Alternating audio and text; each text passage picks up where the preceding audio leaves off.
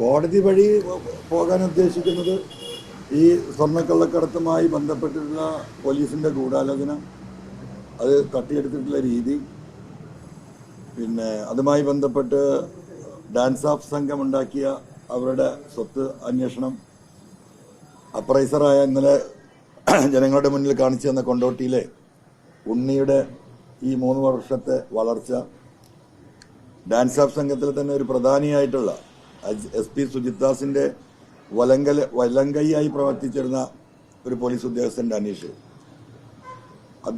അദ്ദേഹവുമായി ബന്ധപ്പെട്ടിട്ടുള്ള എന്താ പറയാ അദ്ദേഹത്തിന്റെ സമ്പാദ്യങ്ങൾ, 2 ക്രഷറിൽ അദ്ദേഹം ഇപ്പൊ പാർട്ട്ണറാണ്. അത്തരം ആ കാര്യങ്ങൾ, പിന്നീട് നമ്മുടെ എടവണ്ണ റിദാൻ വധക്കേസ്, മാമി കേസ്, പിന്നെന്താണ് ഇത്തരം മേജറായിട്ടുള്ള ഈ സംഗതികൾ, ഇതാണ് കോടതിയെ സമീപിക്കാൻ ഉദ്ദേശിക്കുന്ന കാര്യങ്ങൾ. കോടതിയുടെ നിരീക്ഷണത്തിൽ ഏറ്റവും വിശ്വസ്തരാണ് എന്ന് കോടതിക്ക് ബോധ്യപ്പെടുന്ന നല്ല റെക്കോർഡ്, കാരണം ഓരോ പോലീസ് ഓഫീസർക്കും അവരുടെ റെക്കോർഡ് ഉണ്ടാവും. ഈ 3 തലത്തെ റെക്കോർഡ് നോക്കിയിട്ടൊരു കാര്യമില്ല, അത് അജിത് കുമാർ എഴുതിണ്ടാക്കിയ റെക്കോർഡാണ്. ആ റെക്കോർഡിൽ ഏറ്റവും നല്ല ആളുകൾ ഏറ്റവും വലിയ കള്ളന്മാരായിരിക്കും. അപ്പോൾ അതും കോടതിയെ നമ്മൾ ബോധ്യപ്പെടുത്തും.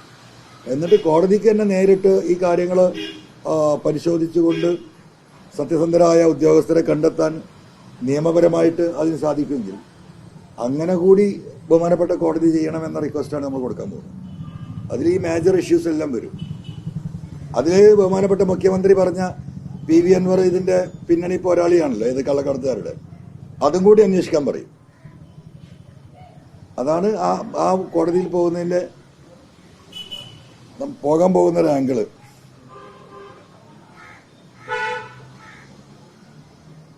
പിന്നെ അതുപോലെ തന്നെ ഫോൺ ചോർത്തലുമായി ബന്ധപ്പെട്ട് ഞാൻ ഉയർത്തിയ ഒരു വിഷയവും അന്വേഷിച്ചതായിട്ട് നമുക്ക് മനസ്സിലാക്കാൻ കഴിയുന്നില്ല. അപ്പോൾ അരീക്കോട് പോലീസ് ക്യാമ്പിൽ, ഈ പറയുന്ന മാവോയിസ്റ്റ് ക്യാമ്പിലെ UAPAയുമായി ബന്ധപ്പെട്ട് രാജ്യദ്രോഹ കുറ്റം ചെയ്യുന്ന കാര്യങ്ങൾ ഉണ്ടോ എന്ന് പരിശോധിക്കാനാണ് ഈ ഇന്റർസെപ്ഷൻ സംവിധാനം അരീക്കോട് ഈ പറയുന്ന മാവോയിസ്റ്റ് ക്യാമ്പിൽ ഒരുക്കിയിട്ടുള്ളത്. അവിടുത്തെ ഉദ്യോഗസ്ഥരെ 3 ആളുടെ പേര് ആ പരാതിയിൽ DGP കൊടുത്തതിൽ ഞാൻ പറഞ്ഞിട്ടുണ്ട്. പക്ഷെ അവരൊക്കെ എപ്പോഴും അവിടെ സ്വൈരവിഹാരം നടത്തുകയാണ് എന്നാണ് മനസ്സിലാക്കാൻ കഴിയുന്നത്.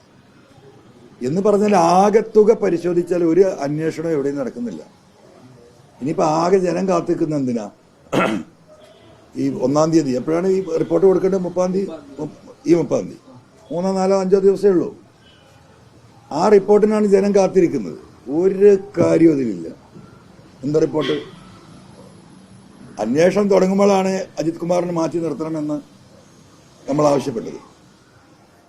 അന്വേഷണം തീരുന്നവരെ അവിടെ ഇനിയിപ്പോൾ അന്വേഷണ വിധേയമായി മാറ്റി നിർത്തിയിട്ട് എന്താ കാര്യം? ഈ റൂമിൽ നിന്ന് PHQ പോലീസ് ഹെഡ്ക്വാർട്ടേഴ്സ്, ഈ റൂമിൽ നിന്ന് അപ്പുറത്തെ റൂമിലേക്ക് മാറ്റിയിരുത്തും. ഒരു കാര്യമില്ല. അദ്ദേഹത്തെ സസ്പെൻഡ് ചെയ്ത്, സത്യസന്ധമാണ് ഈ ഗവൺമെന്റ് എങ്കിൽ അദ്ദേഹത്തെ അന്വേഷണ വിധേയമായി സസ്പെൻഡ് ചെയ്യണം. ഒരു ഉദ്യോഗസ്ഥനെ അങ്ങനെ സസ്പെൻഡ് ചെയ്യാൻ പറ്റുമെന്ന ചോദ്യം. ഈ മറ്റൊരു സ്വർണം, ഈ പറയുന്ന റിദാനും ഈ പറയുന്ന മാമിയൊക്കെ അവിടെ നിൽക്കട്ടെ, സമയമെടുക്കും. പക്ഷേ അദ്ദേഹത്തെ മിനിറ്റ് കൊണ്ട് അല്ലെങ്കിൽ മണിക്കൂർ കൊണ്ട് സസ്പെൻഡ് ചെയ്യാവുന്ന സാധനം, അതാണ് അദ്ദേഹം വാങ്ങിക്കൂട്ടിയ സ്വത്ത് വിവരങ്ങൾ. ഇത് ഡോക്യുമെന്റഡ് ആണ്. ആ ഡോക്യുമെന്റ്സ് ആണ് കോടിക്കണക്കിന് രൂപയുടെ വാങ്ങലും വിൽക്കലും. 35 ലക്ഷം രൂപയുടെ ഫ്ലാറ്റ് വാങ്ങുന്നു, പണം കൊടുത്ത്.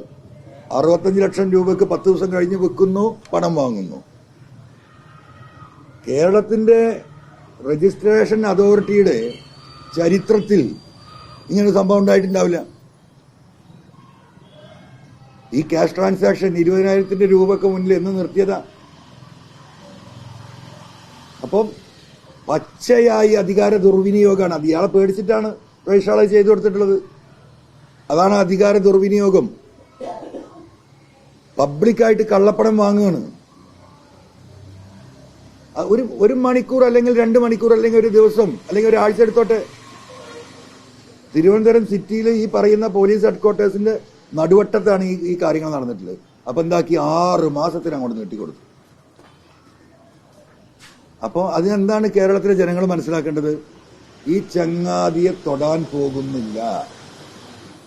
ആ ചങ്ങാതിയെ തൊട്ടാൽ ഇവിടെ പലതും സംഭവിക്കും. അവിടെയാണ് വിഷയം.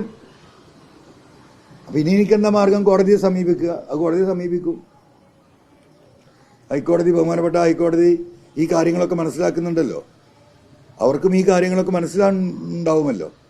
സ്വാഭാവികമായിട്ടും എൻ്റെ പ്രതീക്ഷ ബഹുമാനപ്പെട്ട കോടതിയിലാണ്, ഈ നീതിന്യായ വ്യവസ്ഥയിലാണ്. അത് ആ രീതിയിൽ തന്നെ കോടതിയെ നല്ല രീതിയിൽ അത് പ്രസന്റ് ചെയ്യാൻ കഴിയുന്ന ഹൈക്കോടതിയിലെ ഏറ്റവും സീനിയർ മോസ്റ്റ് ആയിട്ടുള്ള, റെപ്യൂട്ടേഷനുള്ള, ഇന്റഗ്രിറ്റി ഉള്ള ഒരു നല്ല വക്കീലിനെ അത് ഏൽപ്പിക്കുക എന്നത് മാത്രമേ ഉള്ളൂ എൻ്റെ മുമ്പിൽ. ഇന്നലെ ഇപ്പോൾ കൊണ്ടോട്ടിയിൽ കൊണ്ടുപോയിട്ട് ഈ പറയുന്ന ഈ തട്ടാന്റെ കാര്യം പോലും ഇവര് അന്വേഷിച്ചില്ല എന്ന് പറഞ്ഞാൽ നിങ്ങൾ നേരിട്ട് ഇന്നലെ വന്ന് കണ്ടതാണല്ലോ.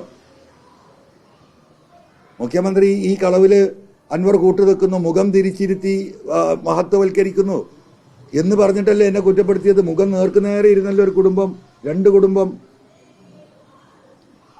അത് കഴിഞ്ഞിട്ട് 48 മണിക്കൂറായില്ലേ അവിടെ നിന്ന് പോയ പോലീസ് മനുഷ്യൻ.